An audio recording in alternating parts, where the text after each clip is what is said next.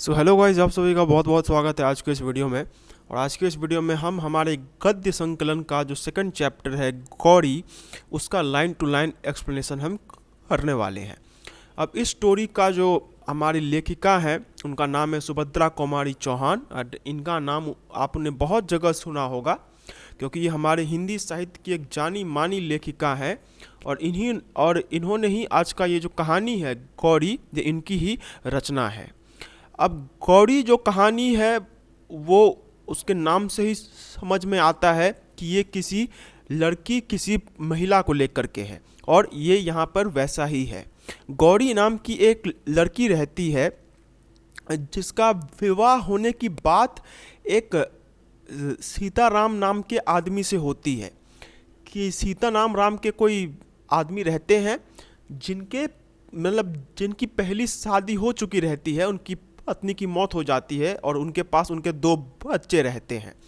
तो उनके साथ इनकी शादी होने की बात होती है, मतलब सिर्फ बातचीत ही होती है।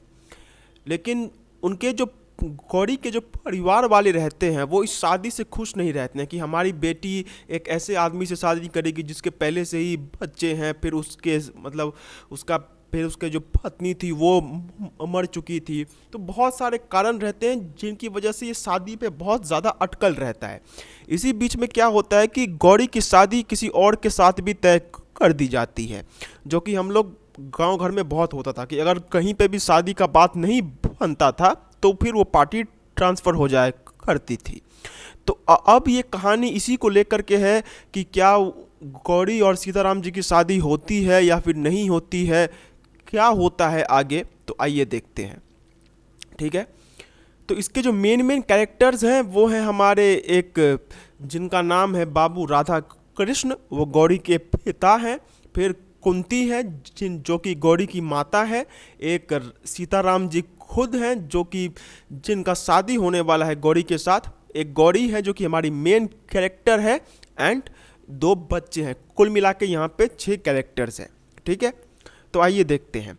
शाम को गोधूली की बेला कुली के सिर पर सामान रखवाए जब बाबू राधा कृष्ण अपने घर आए तो उनके भारी भारी पैरों की चाल और चेहरे के भाव से ही कुंती ने जान लिया कि काम वहाँ भी नहीं बना। कुली के सिर पर से बिस्तर उतरवा कर बाबू राधा कृष्ण ने उसे कुछ पैसे दिए। कुली सलाम करके चला गया और वे पास पड़ी एक आराम कुर्सी पर जिसके स्प्रिंग खुलकर कुछ ढीले होने के कारण इधर उधर फैल गए थे, गिर से पड़े। उनके इस प्रकार बैठने से स्प्रिंग आपस में टकराए जिसके एक प्रकार की झनझन की आवाज़ हुई। पास ही बैठे कुत्ते ने कान उठाकर इधर उधर देखा, फिर भौं भौं करके भौंक उठा। इसी समय उनकी पत्नी कुंती ने कमरे में प्रवेश किया। काम की सफलता या असफलता के बारे में कुछ भी ना पूछकर कुंती ने नम्र स्वर से कहा, चलो हाथ मुंह धो लो, चाय तैयार है। अब यहाँ पे जो गौरी के पिता हैं वो गौरी की शादी कहीं पे नहीं, वो सीताराम जी के पास ही गए थे, मतलब सीताराम जी को देखने के लिए। पहले ये होता था, आज भी बहुत होता है कि जब भी किसी की शादी होती थी तो उसके माता पिता वर वधू को देखने के लिए उसके घर पे जाते थे। तो यहाँ पे भी जो राधा कृष्ण जी हैं वो जाते हैं सीताराम जी को देखने के लिए, लेकिन उन्हें वहाँ से कुछ खास जो खुशी है वो नहीं मिलती है, क्योंकि जाहिर सी बात है कि पहले ये बहुत होता था, आज भी बहुत होता है। आज भी हमारी सोसाइटी उतनी ज़्यादा डेवलप नहीं कर पाई है कि किसी ऐसे आदमी जो कि ऑलरेडी शादीशुदा है, जिसकी बीवी नहीं है, उसके बच्चे हैं, तो ऐसे आदमी के साथ कोई अपनी बेटी की शादी नहीं करना चाहता है।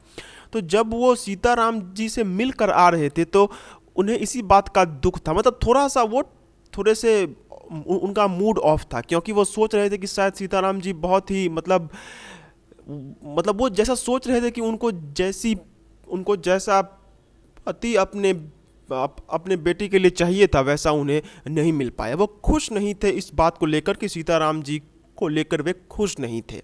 तो इसी से वो जब घर आते हैं तो कुली के साथ वो आ रहे थे। अब कुली से वो सामान उतरवा कर कुली को पैसे दे देते हैं। कुली जो है वो चल जाता है और राधा कृष्ण जो पहले से ही दुखी थे, वह दुख के मारे जो कुर्सी है, कुर्सी पर बैठते हैं। अब कुर्सी पर बैठते ही कुर्सी क्योंकि पुरानी थी तो उससे आवाज़ निकलता है और कुत्ता भी भौंकने लग जाता है। तो इसी से अंदर में बैठी कुंती को पता चल जाता है कि वहाँ पे राधा कृष्ण जी आ गए हैं। और वो जानती थी कि वह गए थे देखने के लिए सीताराम जी को, लेकिन उन्हें जो वर है वो पसंद नहीं आया।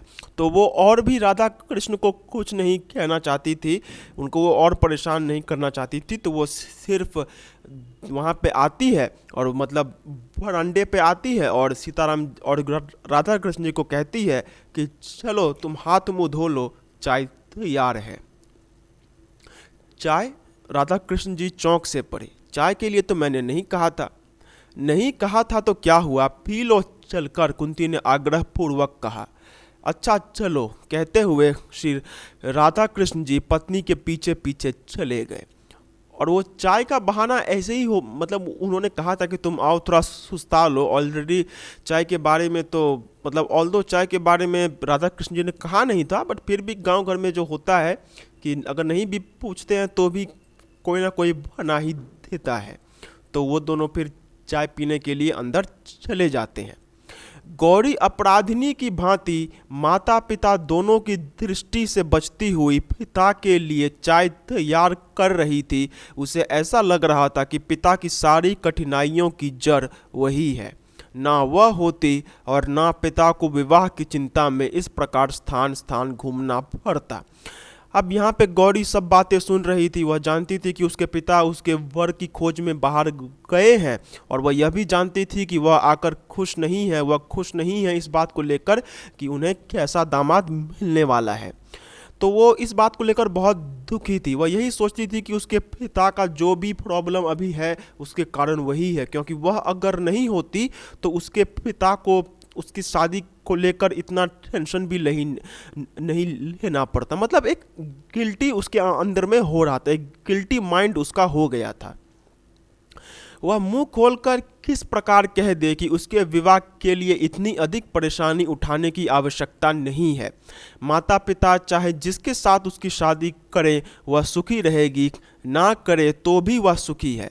जब विवाह के लिए उसे ज़रा भी चिंता नहीं, तब माता पिता इतने परेशान क्यों रहते हैं, गौरी यह नहीं समझ पाती थी। अब गौरी इसी बात को सोचती थी कि क्या ये लोग इतना ज़्यादा टेंशन करते हैं।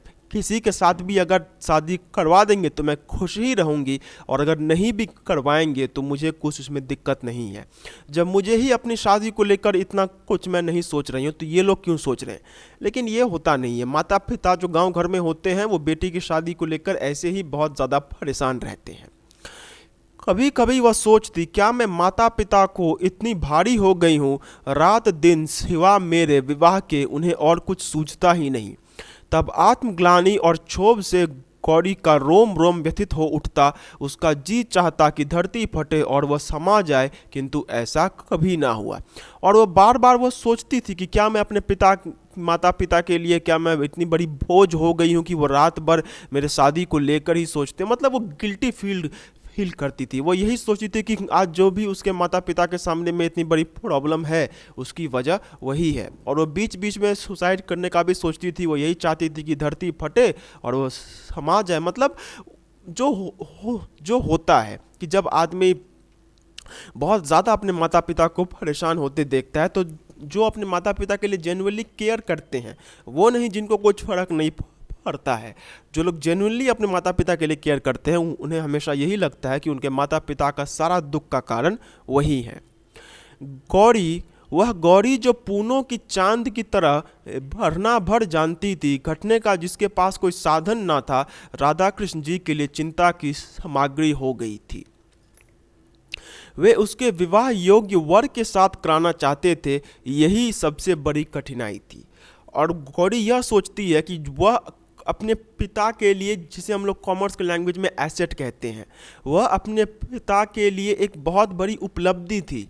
वह अपने पिता को उसने मतलब उसकी वजह से कभी भी उसके पिता को कभी भी दुख नहीं हुआ था, लेकिन अभी जो है वो अपने पिता के लिए एक चिंता का विषय हो गई थी। उसके पिता उसके लिए एक योग्य वर ढूंढ रहे थे और यही सबसे बड़ी कठिनाई थी। उसके पिता नहीं चाहते थे कि किसी के साथ भी उसकी शादी कर दी जाए। योग्य पात्र का मूल्य चुकाने लायक उनके पास यथेष्ट संपत्ति ना थी। यही कारण था कि गौरी का यहाँ 19वां साल चल रहा था, फिर भी वे उसके हाथ पीले ना कर सके थे। गौरी ही उनकी अकेली संतान थी और उनके पास इतना भी पैसा नहीं था कि वह किसी को दहेज में अच्छी खासी रकम दे सके। यही कारण था कि 19 साल हो जाने के बाद भी गौरी की शादी अभी तक नहीं हुई थी। अब आप बोलेंगे कि 19 साल तो बहुत कम है। आज के हिसाब से 19 साल में विवाह किसी भी लड़की का नहीं होता है और ये इलीगल है, लेकिन पहले ये होता था। पहले 19 साल का मतलब बहुत ज़्यादा, 15 साल था जिसमें कि सबकी शादी हो जाया करती थी, और बहुत लेट तो 16-17, 19 साल तक भी अगर किसी की शादी नहीं होती थी तो एक बहुत मतलब समाज में उसको एक अलग नज़र से देखा जाता था। और क्योंकि गौरी उनकी एक इकलौती संतान थी तो वो यह भी नहीं चाहते थे कि किसी की साथ भी उसकी शादी कर दी जाए। चुटपन से ही गौरी का बड़ा लाड़ प्यार हुआ, प्रायः उसकी उचित अनुचित सभी हट पूरी हुआ करती थी। इसी कारण गौरी का स्वभाव निर्भीक, दृढ़ निश्चयी और हठीला था। और वही बातें कि उन्होंने बचपन से अपनी बेटी को बहुत लाड़ प्यार से पाला हुआ था, तो उसकी बेटी भी हठीली हो चुकी थी और अपनी लाडली बेटी के लिए वो चाहते नहीं थे कि किसी के साथ भी उसकी शादी कर दी जाए। वह एक बार जिस बात को सोच समझकर कह दे, फिर उस बात से उसे कोई हटा ना सकता था। पिता की परेशानियों को देखते हुए अनेक बार उसके जी में आया कि वह पिता से साफ साफ पूछे कि आखिर वे उसके विवाह के लिए इतने चिंतित क्यों हैं। वह स्वयं तो विवाह को इतना आवश्यक नहीं समझती, और अगर पिता विवाह को इतना अधिक महत्व देते हैं तो फिर पात्र और कुपात्र क्या, विवाह करना है कर दे किसी के साथ, वह हर हालत में सुखी और संतुष्ट रहेगी। उनकी यह परेशानी, इतनी चिंता अब उससे सही नहीं जाती, किंतु संकोच और लज्जा जबान पर ताला सा डाल देते। 1000 बार निश्चय करने के बाद भी वह पिता से यह बात ना कर सकी।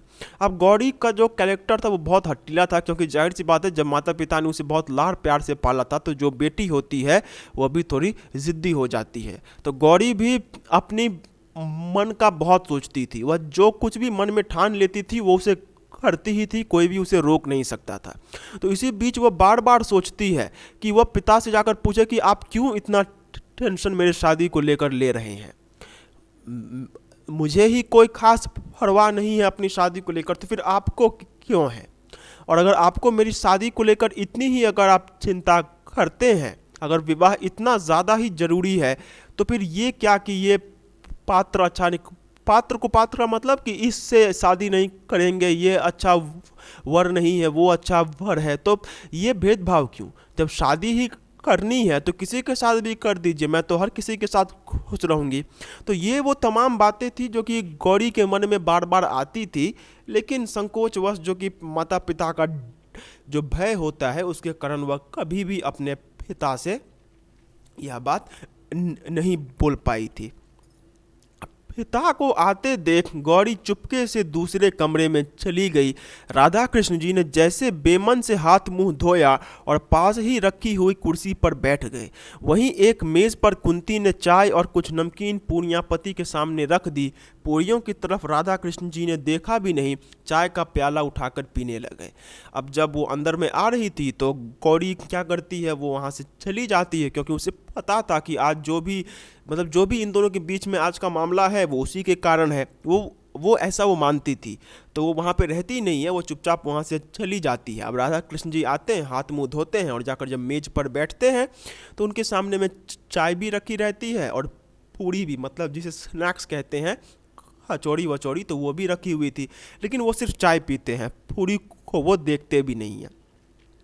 ऐसी कन्या को जन्म देकर जिसके लिए वर ही ना मिलता हो, कुंती स्वयं ही जैसी अपराधिनी हो रही थी। और अब कुंती भी सोच रही थी, जो कि माता पिता बहुत ओवर रिएक्ट करते हैं कि ऐसी बेटी को हमने जन्म ही क्यों दिया जिसकी शादी ही नहीं हो पा रही है। ये सब पहले लोगों की छोटी सोच हुआ करती थी, आजकल बहुत कम ही लोग ये सोचते हैं।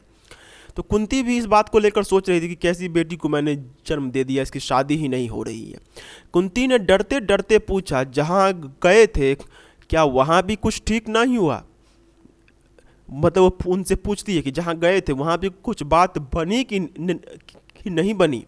नहीं, यह बात नहीं है, कुंती ने उत्सुकता से पूछा। फिर क्या बात है, लड़के को देखा? हाँ देखा, अच्छी तरह देखा हूँ। कह राधा कृष्ण जी फिर चाय पीने लगे। अब इन दोनों के बीच में वार्तालाप होता है कि तुमने क्या लड़के को देखा, क्या लड़का इतना खराब है? तो वो कहता है नहीं नहीं, ऐसा नहीं है, मैंने लड़के को अच्छे तरीके से देखा है। कुंती की समझ में यह पहेली ना आई। उसने कहा जरा समझा कर कहो, तुम्हारी बात तो समझ में ही नहीं आती। और उसे फिर ये समझ में नहीं आया कुंती को, जब लड़का देखा, लड़के को अच्छे तरीके से देख लिया है, तो फिर क्या बात हो गई। राधा कृष्ण जी कहते हैं समझा कर कहता हूँ सुनो, वह लड़का लड़का नहीं आदमी है, तुम्हारी गौरी के साथ मामूली चपरासी की तरह दिखेगा। बोलो करोगी ब्याह? और अब जो मेन बात है वो यहाँ पे कह ही देते हैं कि सीताराम जी का जो उम्र था वो बहुत ज़्यादा था। इसी बात को लेकर दोनों संकोच में थे और इसी बात पर वो कह देते हैं कि वह जो लड़का है वह लड़का है ही नहीं, पहली बात वह तो आदमी है, वह तुम्हारी बेटी के साथ चपरासी जैसा लगेगा। अब बोलो अब भी क्या तुम विवाह करना चाहती हो? तो कुंती कहती है विवाह की बात तो पीछे होगी, क्या रूप रंग बहुत खराब है? फोटो में तो वैसा नहीं जान पड़ता था। अब वो बोलती ठीक है शादी की बात बाद में, लेकिन ये बताओ कि लड़का क्या इतना ही देखने में खराब है? तो राधा कृष्ण जी कहते हैं रूप रंग नहीं, रहन सहन बहुत खराब है। इतनी सीधाई भी तो अच्छी नहीं होती कि जिसके पीछे आदमी आदमी ना दिखे। और फिर उम्र में भी तो अधिक हैं, 35-36 साल, साथ ही 2 बच्चे हैं। उन्हीं बच्चों को संभालने के लिए तो वह विवाह करना चाहते हैं, नहीं तो शायद ना करते। उनकी दूसरी शादी है, उनकी उमंगें, उनका उत्साह सब ठंडा पड़ गया है। वे अपने बच्चों के लिए एक धाई चाहते हैं, पर मेरी लड़की की तो दूसरी शादी नहीं है और वे तो साफ साफ कहते हैं कि मैं बच्चों के लिए विवाह करना चाहता हूँ। अब यहाँ पे राधा कृष्ण जी कह देते हैं कि नहीं नहीं, मतलब देखने में तो लड़का खराब नहीं है, लेकिन रहन सहन बहुत ख़राब है। मतलब वो इतने सीधे रहते हैं, सीधा कपड़ा पहनना, सीधे तरीके का खाना खाना, मतलब उनका लाइफस्टाइल बहुत सीधा था। एंड ऐसा क्यों था? ऐसा इसलिए था क्योंकि जो सीताराम जी थे वो एक जिसको नेशनलिस्ट कहते हैं, वो वैसे आदमी थे जिसके अंदर में राष्ट्रवाद होता है। तो उस टाइप के वो आदमी थे और उस टाइम पे महात्मा गांधी का जो अलग अलग जो उनके मूवमेंट्स थे वो चलते थे और उसी पे सीताराम जी पार्टिसिपेट करते थे, इसीलिए वो बहुत सीधा लाइफस्टाइल रखते थे। तो उसी पर राधा कृष्ण जी कहते हैं कि उनका लाइफस्टाइल बहुत सीधा है और ऊपर से उम्र भी बहुत है, 35-36 साल की उम्र है, साथ ही उनके 2 बच्चे भी हैं और वो तो साफ साफ कहते हैं कि मैं तो अपने बच्चों के लिए ही शादी करना चाहता हूँ। अब तुम बताओ कि मैं क्या अपनी बेटी को उसके घर भेज दूँ जो कि बेटी से ज़्यादा बच्चों के लिए शादी करना चाहता है? मतलब जो सिर्फ अपने बच्चों के लिए एक पत्नी चाहता है, क्या मैं उसके पास भेज दूं? मेरी बेटी की तो पहली शादी है, उसकी भी तो दूसरी नहीं है ना कि दोनों तरफ से दूसरी हो गया तो हो गया, मिल गया कुंडली तो शादी हो गया। मेरी बेटी की पहली शादी है तो फिर मैं भला कैसे एक आदमी के पास उसे भेज दूं जो कि सिर्फ अपने बच्चों के लिए यह शादी करना चाहता है। कुंती जिन्हें दूसरी शादी करनी होती है वे सब बच्चों के ही बहाने तो शादी करते हैं, नहीं तो क्या यह कहे कि अपने लिए करते हैं। अब कुंती उनसे कहती है कि तो जो लोग दूसरी शादी करना चाहते हैं उनका तो मतलब जो मेन बहाना ही यही होता है कि मैं अपने बच्चों के लिए शादी कर रहा हूँ। कोई होगा जो कि खुलेआम कहेगा कि मैं अपने बच्चों के लिए नहीं बल्कि अपने लिए शादी कर रहा हूँ? ऐसा तो नहीं होता है। जो भी लोग दूसरी शादी करते हैं वह तो सब अपने लिए ही अपने बच्चों के लिए ही शादी करते हैं। राधा कृष्ण अरे नहीं नहीं, वह आदमी कपटी नहीं है, उनके भीतर कुछ और बाहर कुछ हो ही नहीं सकता। हृदय तो उनका दर्पण की तरह साफ है, पर उनका खादी का कुर्ता, गांधी टोपी, फटे फटे चप्पल देखकर जी हिचकता है। वह कहीं नेता बनकर व्याख्यान देने लायक तो हैं, पर किसी के घर दूल्हा बनकर जाने लायक नहीं है। इसके अलावा 30 रुपये कुल उनकी तनख्वाह है। कांग्रेस दफ्तर में सेक्रेटरी का काम करते हैं।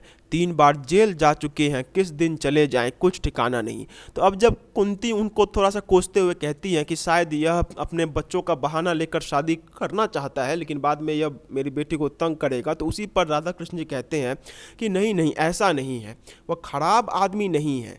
छल कपट तो उनके अंदर में है ही नहीं। उनका जो दिल है वो तो दर्पण, वो तो शीशे के जैसा है, लेकिन वो बहुत सीधे साधे हैं और इतना सीधा साधा होना ठीक नहीं है। उनका पहनावा, उनका रहन सहन ये बहुत सीधा साधा है।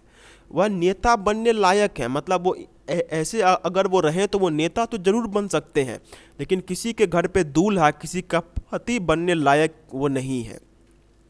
और उनकी जो सैलरी है वो तो महीने की 30 रुपये है। और कांग्रेस, मतलब उस टाइम पे जो कांग्रेस मूवमेंट हुआ करता था, आज जो कांग्रेस है उसी की बात है, तो वह कांग्रेस में काम करते थे, तो इसी कारण हमेशा उनका जेल आना जाना लगा रहता था। तो अब वह फिर कब जेल चल जाए इसका भी कोई ठीक नहीं था। यह भी एक कारण था कि वह नहीं चाहते थे कि उनकी बेटी की शादी उनसे हो। तो अब कुंती कहती है आदमी तो बुरा नहीं जान पड़ता। तो राधा कृष्ण जी कहते हैं बुरा आदमी तो मैं भी नहीं कहता उसे, पर वह गौरी का पति होने लायक नहीं है, सच बात यह है। तो कुंती जब कहती है कि आदमी तो खराब नहीं लगता है, आदमी तो ठीक ही है, तो राधा कृष्ण जी भी कहते हैं कि मैं कहाँ कह रहा हूँ कि आदमी खराब है, लेकिन बस यही है कि वो मेरी बेटी का पति नहीं बन सकता है। तो कुंती कहती तो फिर क्या तुमने कह दिया? राधा कृष्ण क्या कह देता, उन्हें बुला लाया हूँ, अगले इतवार को आवेंगे, जिससे तुम भी उन्हें देख लो। वे आने के लिए भी तो बड़ी मुश्किल से तैयार हुए, कहने लगे नहीं साहब मैं लड़की देखने ना आऊँगा, इस तरह लड़की देखकर मुझसे किसी लड़के का अपमान नहीं किया जाता। फिर जब मैंने उन्हें समझा कर कहा कि आप लड़की को देखेंगे, लड़की और उसकी माँ आपको देख लेंगी, तब कहीं बड़ी मुश्किल से राजी हुए। तो अब जब कुंती कहती है तो फिर तो तुमने तो मना ही कर दिया होगा, तो वो कहते मैं मना कैसे कर देता, मैंने उन्हें बुलाया है, वो अगले रविवार को आएंगे। और वह आना तो चाहते नहीं थे, वह कहते थे कि मैं लड़की देखने नहीं जाऊंगा, ऐसे लड़की को देखकर मैं उसका अपमान नहीं करना चाहता। वो बहुत सीधे साधे आदमी थे, इसीलिए वो ऐसी बातें कर रहे थे। पर मैंने ही उन्हें बहुत समझा कर कहा कि अगर लड़की देख लेगी, लड़की की माँ देख लेगी तो बहुत अच्छा रहेगा। अब जाकर वह कहीं राजी हुए हैं। अब गौरी पर इस सब का क्या प्रभाव पड़ता है? तो गौरी दरवाजे की आड़ में खड़ी सब बातें सुन रही थी। जिस व्यक्ति के प्रति उसके पिता इतने असंतुष्ट और उदासीन थे, उसके प्रति गौरी के हृदय में अनजाने ही कुछ श्रद्धा के भाव जागृत हो गए। राधा कृष्ण जी पान का बीड़ा उठाकर अपनी बैठक में चले गए और उसी रात फिर उन्होंने अपने कुछ मित्रों और रिश्तेदारों को गौरी के लिए योग्य वर तलाशने को कोई पत्र लिखे। अब जब गौरी यह सब सुन रही थी तो ऑल्दो उसके माता पिता तो कुछ खास खुश नहीं थे इस चीज़ को लेकर, लेकिन गौरी के अंदर में कुछ प्रेम के भाव जाग रहे थे। उसने जब यह सुना कि वह एक नेशनलिस्ट आदमी हैं जो कि देश का जो आज़ादी के लिए वह लड़ रहे हैं, तो यह सब सुनकर उसके मन में सम्मान जागा और फिर प्रेम का जो भाव होता है, श्रद्धा का भाव होता है, वह भी हो गया। लेकिन राधा कृष्ण जी कुछ और ही चाहते थे। वह चाहते थे कि मेरी बेटी की शादी किसी और से हो, और इसीलिए वह अपने दोस्तों से कहते हैं कि तुम लोग कोई और वर का जो चुनाव है वह करो। अगला इतवार आया। आज ही सीताराम जी गौरी को देखने या अपने आप को दिखलाने आएंगे।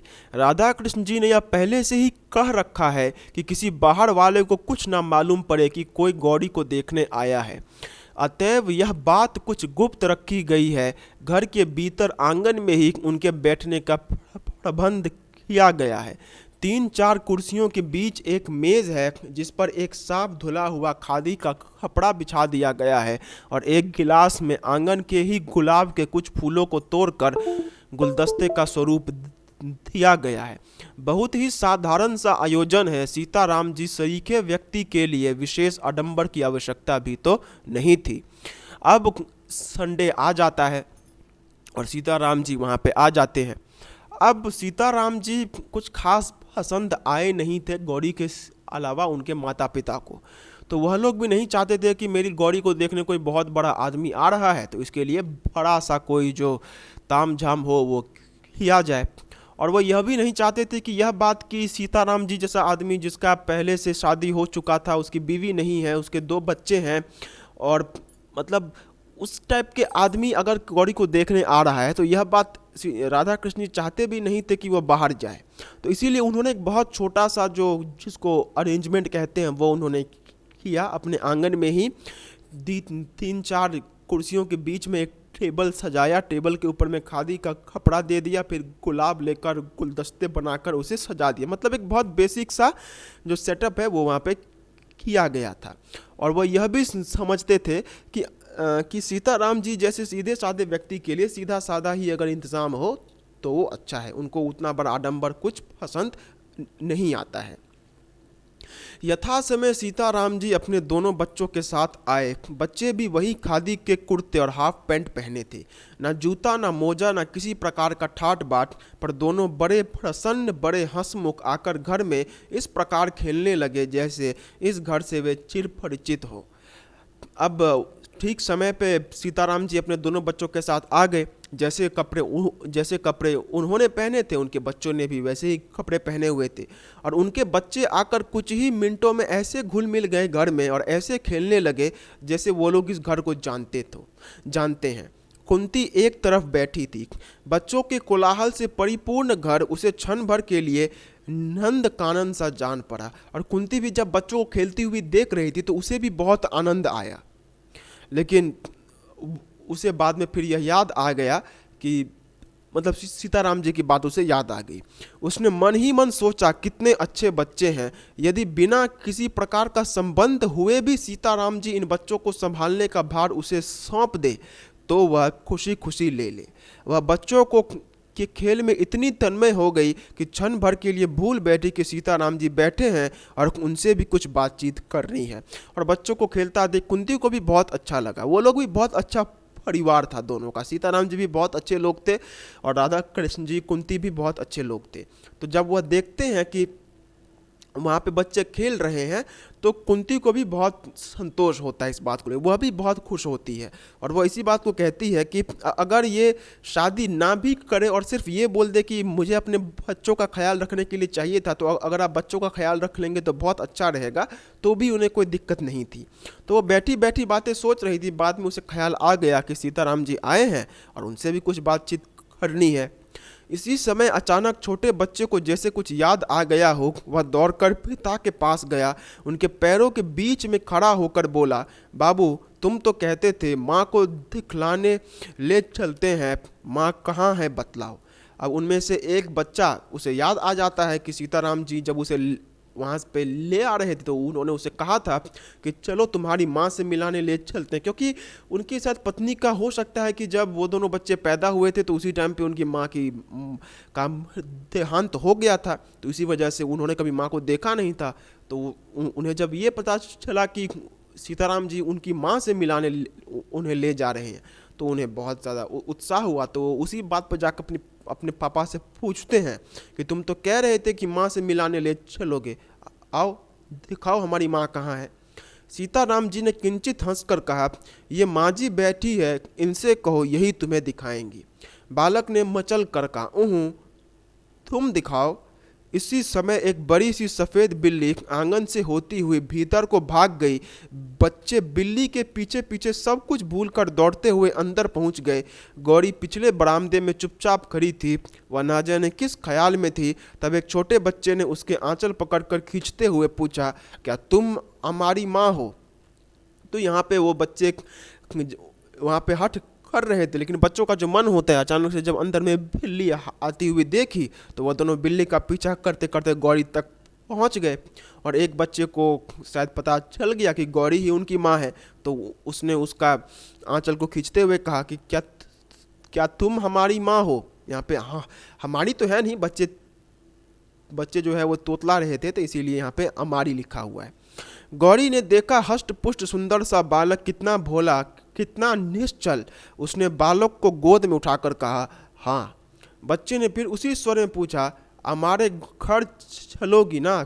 बाबू तो तुम्हें लेने आए हैं और हम भी आए हैं। अब तो गौरी उसकी बातों का उत्तर ना दे सकी। पूछा, मिठाई खाओगे? हाँ खाएंगे, दोनों ने एक ही साथ में एक स्वर में उत्तर दिया। अब जब वो गौरी को बोलती है कि क्या तुम हमारी माँ हो, तो गौरी कहती है हाँ। तो अब वो उसे कह देता है, बच्चा था तो मुंह से सब कुछ निकल ही जाता था, तो उसने कह दिया कि बाबू तो तुम्हें लेने आए हैं और हम भी तुम्हें लेने आए हैं। तो अब इस बात का तो गौरी के पास कुछ था नहीं जवाब, तो उसने उसे हौसला दिया कि चलो मिठाई खाते हैं। और फिर वो दोनों बच्चे भी कहते हैं कि हाँ हम दोनों मिठाई खाएंगे। कुछ क्षण बाद कुंती ने अंदर आकर देखा कि छोटा बच्चा गौरी की गोद में और बड़ा उसी के पास बैठा मिठाई खा रहा है। एक निश्वास के साथ कुंती बाहर चली गई। थोड़ी देर बाद ज्यों ही गौरी ने ऊपर आंख उठाई, उसने माता पिता दोनों को सामने खड़ा पाया। पिता ने स्नेह के स्वर से पुत्री से कहा, बेटा जरा चलो, चलती हो ना।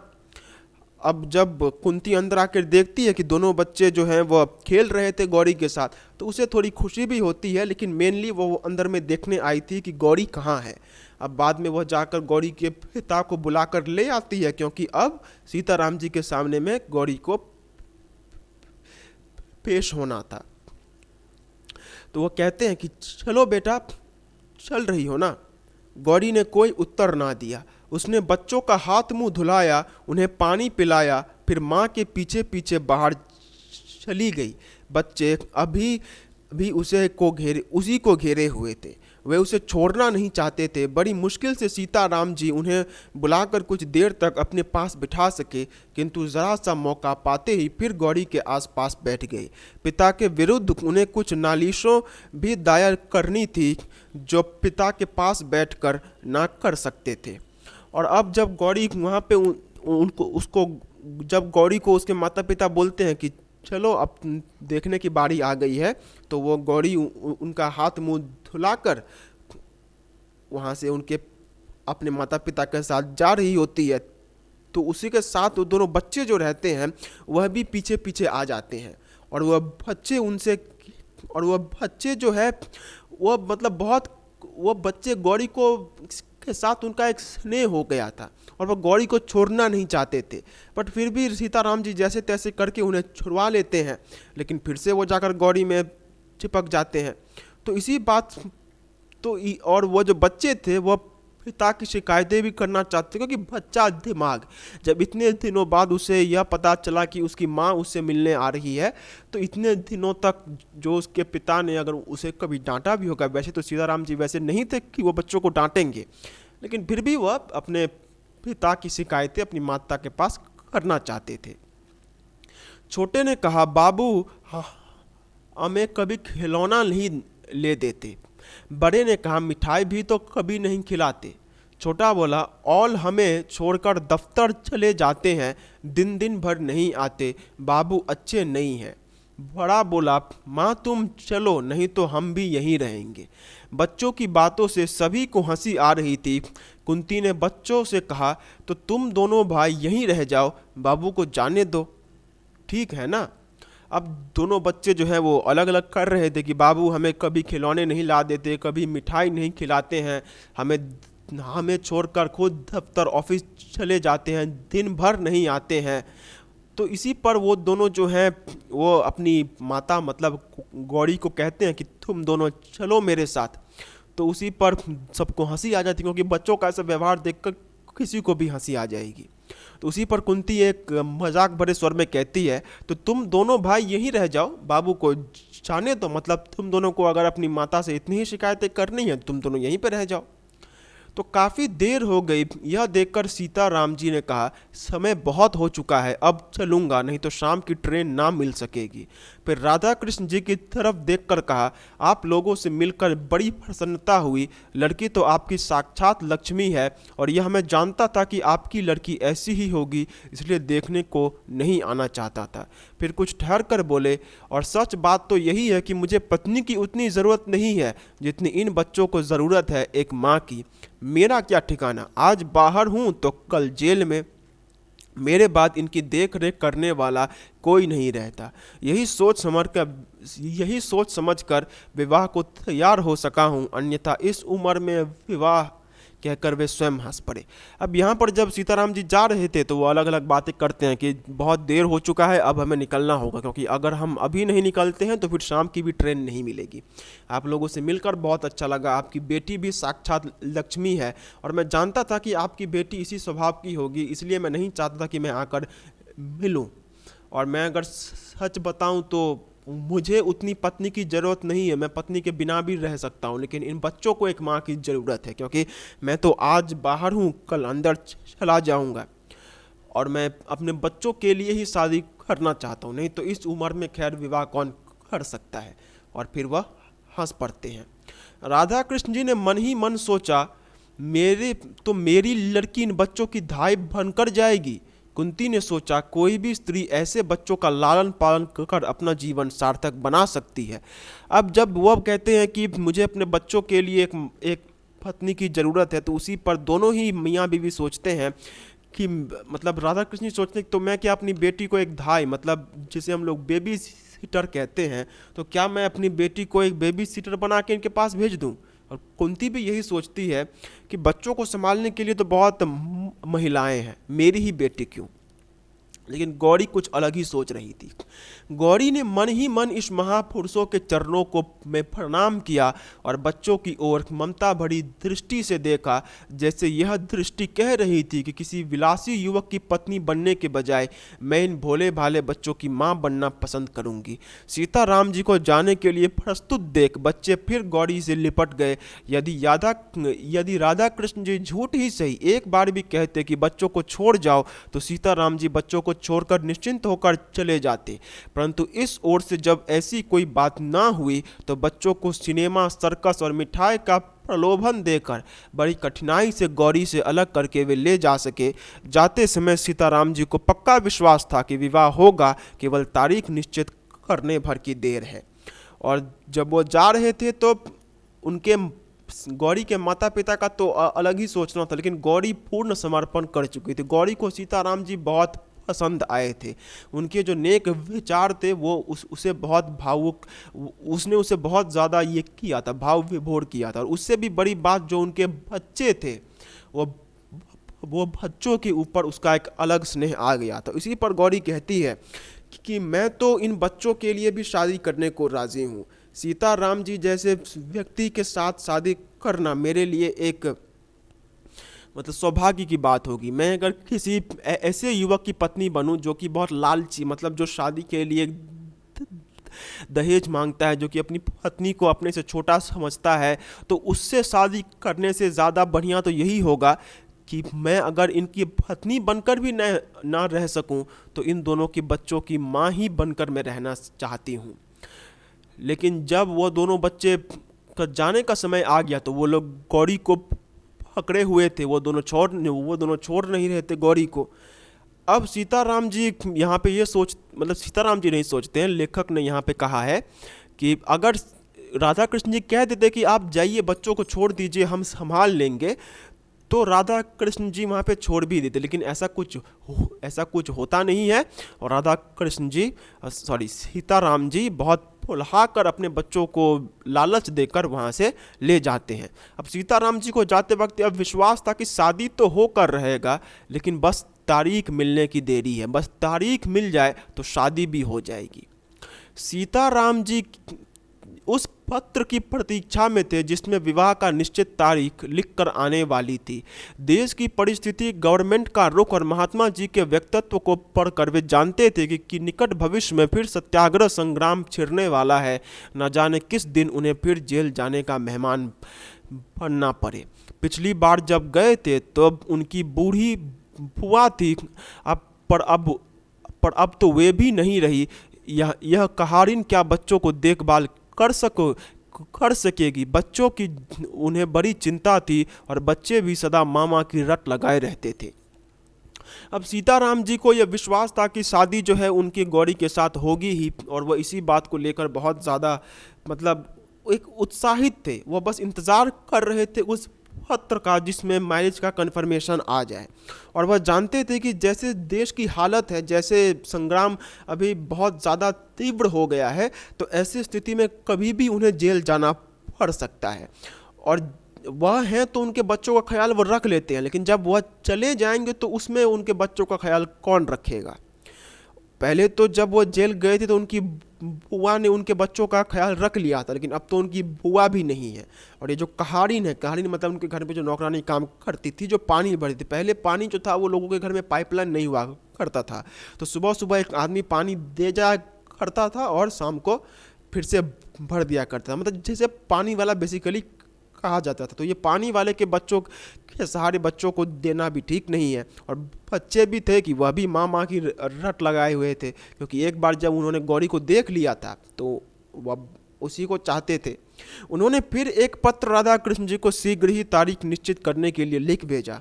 उधर राधा कृष्ण जी दूसरी ही बात तय कर रहे थे। उन्होंने सीताराम जी के पत्र के उत्तर में लिख भेजा कि गौरी की मां पुराने ख्यालों की है, वे बिना जन्मपत्री मिलवाए विवाह नहीं करना चाहती, अतएव आप अपनी जन्मपत्री भेज दीजिए। पत्र पढ़ने के साथ ही सीताराम जी को यह समझने में देरी ना लगी कि यह विवाह ना करने का केवल बहाना मात्र है, किंतु फिर भी उन्होंने जन्मपत्री भेज दी। जन्मपत्री भेजने के कुछ ही दिन बाद उत्तर भी आ गया कि जन्मपत्री नहीं मिलती, इसलिए विवाह ना हो सकेगा, क्षमा कीजिएगा। अब सीताराम जी चाहते थे कि जल्द से जल्द शादी की जो तिथि है वह फिक्स हो जाए, तो वो एक दूसरा पत्र भी लिखते हैं। लेकिन जब दूसरा पत्र का जो रिप्लाई आता है उसमें जब राधा कृष्ण जी यह कहते हैं कि हमको आपकी कुंडली चाहिए, तो वो समझ जाते हैं कि अगर राधा कृष्ण जी जैसे व्यक्ति भी अगर कुंडली की मांग करते हैं तो वह साफ तौर पे विवाह नहीं करना चाहते हैं। लेकिन फिर भी वह अपनी कुंडली भेज देते हैं। लेकिन कुंडली भेजने के बाद एक पत्र आता है जिसमें कि वह राधा कृष्ण जी साफ तौर पे कह देते हैं कि क्योंकि कुंडली मैच नहीं हो रही, इसलिए शादी भी हम नहीं कर सकते हैं, क्षमा कीजिएगा। राधा कृष्ण जी को गौरी के लिए दूसरा वर मिल गया था जो उनकी समझ में गौरी के बहुत योग्य था। धनवान से ये भी अधिक ना थे, पर अभी अभी नायब तहसीलदार के पद पर नियुक्त हुए थे, आगे और भी उन्नति की आशा थी। बीए पास थे, देखने में अधिक सुंदर ना थे, पद शकल भी कहे जा सकते थे, पर पुरुषों की भी क्या सुंदरता देखी जाती है। उम्र कुछ अधिक ना थी, यही 24-25 साल, लेने देने का झगड़ा यहाँ भी ना था। पहली शादी थी और माँ बाप भाई बहन से भरा पूरा परिवार था। राधा कृष्ण जी इसके अधिक और चाहते भी क्या थे। ईश्वर को उन्होंने कोटिश धन्यवाद दिए जिसकी कृपा से ऐसा वर उन्हें गौरी के लिए मिल गया।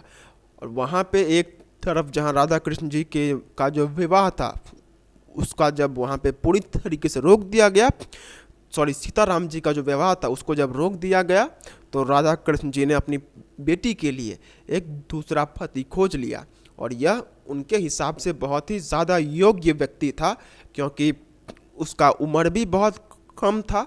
ऑल्दो उसके पास उतना पैसा और जो प्रॉपर्टी था वो तो नहीं था, लेकिन वह एक परमानेंट नौकरी, मतलब एक ऐसा नौकरी जिसे समाज में माना जाए, वो वैसा नौकरी करते थे और आगे भी उन्नति की आशा थी।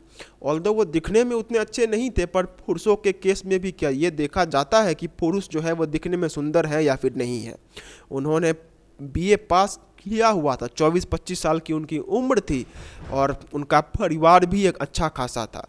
तो राधा कृष्ण जी के हिसाब से यही बेस्ट था कि उनके बेटी के लिए इससे योग्य वर और कुछ हो नहीं सकता था। लेकिन गौरी के मन में कुछ और ही था। विवाह आगामी आषाढ़ में होना निश्चित हुआ। दोनों तरफ से विवाह की तैयारी हो रही थी। राधा कृष्ण जी बड़ी तन्मयता के साथ गहने कपड़े का चुनाव करते थे।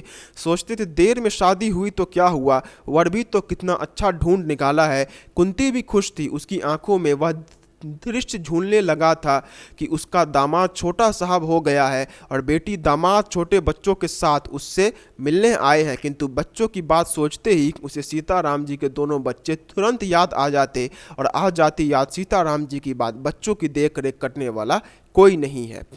फिर वह सोचती दुनिया में और भी तो लड़कियां हैं, कर ले शादी, क्या मेरी गौरी ही है। इस प्रकार पति पत्नी दोनों ही प्रसन्न थे, पर गौरी से कौन पूछता कि उसके हृदय में कैसी हलचल मची रहती है। अब यहाँ पे शादी जो है वो आषाढ़ का मतलब होता है कि सावन का महीना, मतलब मॉनसून के थोड़े से, मतलब जून जुलाई के बीच में यह महीना पड़ता है। आजकल जो शादियां होती है वो जून में फिर जुलाई में इस हिसाब से होती है, लेकिन पहले हिंदू कैलेंडर फॉलो होता था और उसी के हिसाब से आषाढ़ सावन भादव कार्तिक इस सब के हिसाब से शादी हुआ करता था। तो जो शादी था वो अगले साल आषाढ़, मतलब यही करीब जून जुलाई के महीने में होने वाला था। दोनों तरफ से शादी की तैयारियां भी चल रही थी, गहने जवारात सब कुछ खरीदे जा रहे थे। और राधा कृष्ण यह सोच रहे थे कि भले ही बेटी की शादी देर से ही हुई, लेकिन पति भी तो इतना अच्छा मिला, दामाद इतना अच्छा मिला है, इससे ज़्यादा और क्या चाहिए। और कुंती भी जो है वह, क्योंकि जो कि माँ बाप का होता ही है, कि वह यह सोचने लग जाती है कि उसका जो दामाद है वो एक बहुत बड़ा आदमी बन गया है, वह अपनी पत्नी के साथ उसके घर में अपने बच्चों के साथ आया है। मतलब जो शादी के बाद का दृश्य कि उसकी बेटी अपने पति के साथ अपने बच्चों के साथ उसके घर पे आएगी, तो वह सोचने लग जाती है। और इसी बीच उसे सीताराम जी के बच्चों की भी याद आती है, लेकिन वह यही कहती है कि उनके लिए तो और भी हैं, क्या मेरी ही गौरी मिली है क्या सबको। मतलब वो एक बार सोचती है, उसे उसे यह चिंता भी होती है कि सीताराम जी के बच्चों का ख्याल कौन रखेगा, लेकिन बाद में वह इस बात को टाल भी देती है। तो दोनों तो पति पत्नी बहुत खुश थे कि उनकी बेटी की शादी एक बहुत अच्छे घर पे हो रही है, लेकिन गौरी के मन में कुछ और ही था। रह रह कर उसे उन बच्चों का भोला भाला मुंह और मीठी मीठी बातें याद आ जाती, और साथ ही याद आ जाते विनयी नम्र और सादगी की प्रतिमा सीताराम जी। उसे हमेशा बच्चों की याद तो ज़्यादा आती थी और सीताराम जी की भी याद आती थी। उनके याद आते ही श्रद्धा से गौरी का माथा अपने आप ही झुक जाता। देशभक्त त्यागी वीरों के लिए उसके हृदय में बड़ा सम्मान था। सीताराम जी ने भी तो वीर बनकर देश के लिए अपने जीवन का उत्सर्ग कर दिया है, नहीं तो बीए पास करने के बाद क्या प्रयत्न करने पर उन्हें भी नायब तहसीलदार ना मिल जाती। मिलती क्यों नहीं, पर सीताराम जी सरकारी की गुलामी पसंद करते तब ना। अब यहाँ पे सीताराम जी के बारे में एक गौरी अलग अलग बातें सोचती है कि सीताराम जी कितने नेक और उदार व्यक्ति हैं। उन्होंने अपने जीवन को अपने देश के लिए समर्पित कर दिया। पढ़े लिखे तो वह भी हैं, और जैसे इस महाशय के जैसे अगर वह भी चाहते तो उन्हें अंग्रेज़ के यहाँ नौकरी मिल जाती, वह भी अंग्रेज़ के यहाँ काम कर सकते थे, लेकिन उन्होंने अपने देश की सेवा करने में ज़्यादा अच्छा सोचा, और इसी बात को गौरी एक बहुत बड़ी बात मानती थी। दूसरी ओर थे उनके होने वाले वर नायब तहसीलदार साहब, जिन्हें अपने आराम अपनी ऐशी के लिए ब्रिटिश गवर्नमेंट के ज़रा से इंगित मात्र पर निरीह देशवासियों के गले पर छुरी फेरने में भी ज़रा संकोच या हिचक नहीं, जिनके सामने कुछ चांदी के टुकड़े फेंक दिए जाते हैं और वे दुम हिलाते हुए निंदय से निंदय कर्म करने में भी किंचित लज्जित नहीं होते। घृणा से गौरी का जी भर जाता, किंतु उसके उन मनोभाव को जानने वाला यहाँ कोई भी नहीं था। वह रात दिन एक ही पुकार की अव्यक्त पीड़ा से विकल सी रहती थी। मतलब गौरी के अंदर में कुछ और ही चल रहा था। एक तरफ उसके अंदर में सीताराम जी के लिए बहुत सद्भाव थे, तो एक तरफ वह इस होने वाले नए पति के बारे में इस पति के बारे में वो सोच रही थी कि यह कैसा आदमी है, इसने अपने, यह भी भारतीय है, लेकिन एक तरफ सीताराम जी को देखो कि उन्होंने अपने देश के लिए अपना जीवन समर्पित कर दिया, और ये कुछ पैसों के लिए अंग्रेज़ों के साथ मिल गया है। अंग्रेज़ों के सामने यह अपनी पूंछ हिलाता है, और अगर कुछ भी अंग्रेजी से बोले जो कि ऑल्दो इसके देशवासियों के खिलाफ ही होगा, तो भी उसे करने में इसे कोई संकोच नहीं होगा। मतलब गौरी को बहुत ज़्यादा दुख था कि उसकी शादी अब उसके साथ मतलब गौरी मन ही मन पसंद करने लग गई थी सीताराम जी को, और जब उसे यह पता चलता है कि उसकी शादी किसी और के साथ होने वाली है, तो उसे बहुत दुख होता है। कि वह बहुत तो चाहती थी कि अपनी माँ से कह दे कि वह नायब तहसीलदार से शादी ना करेगी, किंतु लज्जा से उसे कुछ भी ना कहने देती। ज्यों विवाह की तिथि नज़दीक आती, गौरी की चिंता बढ़ती ही जाती थी, और गौरी एक अलग ही टेंशन में रहती थी। उसे हमेशा इस बात का चिंता था कि उन दोनों बच्चों का कौन ख्याल रखेगा, और वह चाहती थी कि अपने माँ बाप से कह दे कि मैं इस नायब तहसीलदार से शादी नहीं करना चाहती हूँ। लेकिन वही गाँव घर में जो अभी भी होता है कि माँ बाप के खिलाफ बच्चे जाने से पहले सोचते हैं बहुत बार और नहीं ही जाते हैं, तो इसकी वजह से वह घुट घुट कर मर रही थी। और जैसे जैसे शादी की तारीख पास आती जाती, गौरी की चिंता जो है वो और बढ़ जाती थी। विवाह की निश्चित तारीख से 15 दिन पहले एक दिन एकाएक तार आया कि नायब तहसीलदार साहब के पिता का देहांत हो गया है। इसी मृत्यु के कारण विवाह साल भर को टल गया। गौरी के माता पिता बड़े दुखी हुए, किंतु गौरी के सिर पर जैसे चिंता का पहाड़ सा हट गया, और शादी के कुछ ही दिन पहले एक बात आ जाती है कि वह जो नवाब था उसके पिता का देहांत हो जाता है, और उसी कारण से शादी को 1 साल के लिए रोकना होगा। और गौरी इस बात को लेकर बहुत खुश हो जाती है। इसी बीच सत्याग्रह आंदोलन की लहर सारे देश भर में बड़ी तीव्र गति से फैल गई। शहर शहर में गिरफ्तारियों का तांता सा लग गया। रोज ही ना जाने कितने गिरफ्तार होते, कितनों को सजा होती, कहीं लाठी चार्ज, कहीं धारा 144। सरकार की दमन की चक्की बड़े भयंकर रूप से चल रही थी। गौरी को उन बच्चों की चिंता थी। अब इसी बीच में जो सत्याग्रह आंदोलन था, जो कि अलग अलग आंदोलन जो कि उस समय पे देश को आज़ाद कराने के लिए हो रहे थे, वह सभी आंदोलन होने लग गए। और इसी में गौरी को उन बच्चों की भी जो चिंता है वह सता रही थी कि बच्चे कैसे रहेंगे, क्योंकि उसे यह विश्वास था कि आज न कल तो सीताराम जी जेल में चल ही जाएंगे और फिर उन बच्चों का ख्याल कौन रखेगा। जब से संग्राम छिड़ा था तभी से उसे चिंता थी कि ना जाने कब सीताराम जी गिरफ्तार हो जाएं और फिर वे बेचारे बच्चे, उन्हें कौन देखेगा। रोज का अखबार ध्यान से पढ़ती थी और इसी प्रकार उसने एक दिन पढ़ा कि राजद्रोह के अपराध में सीताराम जी गिरफ्तार हो गए हैं और उन्हें 1 साल का सपरिश्रम कारावास हुआ है। इस समाचार को पढ़कर गौरी कुछ क्षण तक स्तब्ध सी खड़ी रही, फिर कुछ सोचती हुई टहलने लगी। कुछ ही देर बाद उसने अपना कर्तव्य निश्चित कर लिया। वह माँ के पास गई। माँ कोई पुस्तक देख रही थी। उसने अपने सारे साहस को समेटकर दृढ़ता से कहा, माँ मैं कानपुर जाऊंगी। और जो गौरी को यह डर सताए हुए था कि सीताराम जी आज न कल तो गिरफ्तार हो ही जाएंगे, वही होता है। और जब वह बात को सुनती है तो वह तो स्तब्ध रह जाती है, लेकिन कैसे भी करके वह हिम्मत के साथ अपनी माता को कहती है कि मैं कानपुर जाऊंगी। कानपुर यानी कि मैं सीताराम जी के पास उन बच्चों को संभालने जाऊंगी। कानपुर में क्या है, आश्चर्यता से कुंती ने पूछा। गौरी, वहाँ बच्चे हैं। माँ ने उसी स्वर में कहा, बच्चे? कैसी बात करती हो गौरी, पागलों की सी। गौरी, नहीं माँ, मैं पागल नहीं हूँ। बच्चों को तुम भी जानती हो, उनके पिता को राजद्रोह के मामले में साल भर की सज़ा हो गई है। बच्चे छोटे हैं। मैं जाऊँगी माँ, मुझे जाना ही पड़ेगा। और अब जब गौरी कहती है कि मैं बच्चों को संभालने के लिए कानपुर जाना चाहती हूँ, तो उसकी माँ कहती है कि अब तो तेरी शादी तय हो चुकी है, ऐसे में कोई जाता है क्या, तू पागल हो गई है क्या। तो उसी पर गौरी कहती कि नहीं माँ, मैं पागल नहीं हो गई। तुम भी अच्छे तरीके से जानती हो कि उनके पिता को अब ये हो गया, कारावास हो गया है और ऐसे में उनका ख्याल रखने वाला कोई नहीं है, तो मुझे जाना ही होगा। अब गौरी के स्वभाव से कुंती भली भांति परिचित थी। वह जानती थी कि गौरी जिस बात का हट पकड़ती है कभी छोड़ती नहीं। अतएव सहसा वह गौरी का विरोध न कर सकी। बोली, पर तेरे बाबूजी तो बाहर गए हैं, उन्हें तो आ जाने दे। और गौरी के स्वभाव को कुंती ठीक तरीके से जानती कि मेरी बेटी कितनी जिद्दी है। वह उसका विरोध नहीं कर सकी और वह उसे बस यही कहती है कि ठीक है, तुझे जाना है तो जा, लेकिन कम से कम बाबूजी को तो आने दे।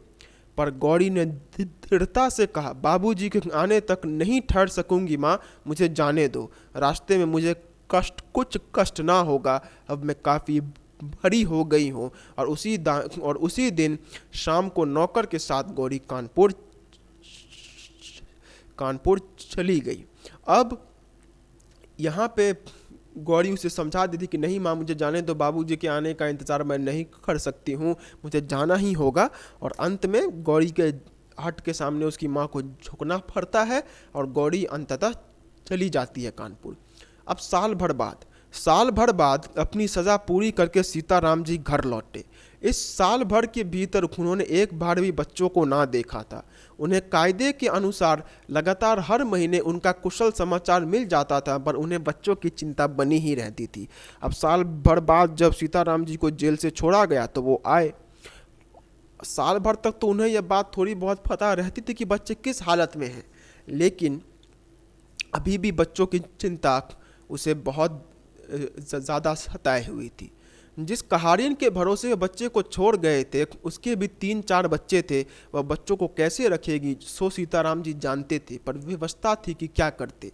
अब जिसके भरोसे बच्चों को छोड़ के आए थे, उस औरत का खुद ही बहुत सारे बच्चे थे, तो वह कैसे बच्चों का ख्याल रखती थी वह तो सीताराम जी जानते ही थे, लेकिन वो कुछ कर भी नहीं सकते थे। सवेरे 6 बजे ही जेल से मुक्त कर दिए गए। एक तांगे पर बैठकर वे घर की ओर चले। जेब में कुछ पैसे थे। एक जगह गरम गरम जलेबियां बन रही थी, बच्चों के लिए थोड़ी सी खरीद ली। घर के दरवाजे पर पहुँचे। दरवाज़ा खुला था, घर के अंदर पैर रखने को में हृदय धड़कता था। अब उनको सुबह 6 बजे जेल से निकाल दिया गया। अब जब निकाल नहीं मतलब छोड़ दिया गया, और वह घर आ रहे थे। अब जैसे ही वह घर आ रहे थे तो उनके पास कुछ पैसे थे, तो वह बच्चों के लिए मिठाई खरीद लेते हैं। मिठाई में वह जलेबी खरीद लेते हैं। अब जब वो घर में आए तो घर में जाने में उन्हें बहुत ज़्यादा घबराहट हो रही थी कि बच्चे किस हालत में होंगे, कैसे होंगे। ना जाने बच्चे किस हालत में हों। वे चोरों की तरह चुपके चुपके घर में घुसे, परंतु यह क्या, आंगन में पहुंचते ही वे ठगे से खड़े रह गए। फिर ज़रा आगे बढ़कर उन्होंने कहा, आप? गौरी ने झुककर उनकी पद धूली माथे से लगा ली। और अब जब वो अंदर आते हैं और जब उन्हें पता चलता है कि वो अंदर में गौरी बैठी हुई, तो वो एकदम से चौंक जाते हैं, क्योंकि वह बिल्कुल भी नहीं एक्सपेक्ट कर रहे थे कि गौरी वहाँ पे होगी। उनका यही सोचना था कि हो सकता है कि गौरी जी की शादी हो गई हो, वो अपने पति के साथ अपने ससुराल में होगी। लेकिन जब वो गौरी को वहाँ पे देखते हैं तो वह बहुत ज़्यादा चौंक जाते हैं, और वह चौंक कर कहते हैं, आप? और उसी पर गौरी आती है और उनकी पद धूली माथे से लगा लेती है। मतलब गौरी ने पूरी आत्मसमर्पण कर दिया था। ठीक है, तो ये एक काफ़ी अच्छी सी कहानी थी, और आशा करता हूँ आप सभी को समझ में आई होगी। मिलते हैं एक अगले वीडियो में, एक अगले लेक्चर के साथ। तब तक के लिए do take very good care of yourself. Have a very nice day. Take care of yourself. Bye bye. Jai Hind.